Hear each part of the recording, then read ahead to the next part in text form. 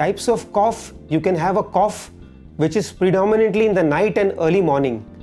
And typically that cough is either because of an allergy and asthma or because of a postnasal drip.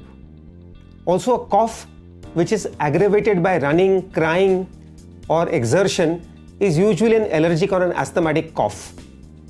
A cough which occurs in the day and goes away in the night is usually because of a throat irritation. And sometimes you may have even a fictitious cough where a child coughs to stay away from school or to show that he is actually unwell when he is not.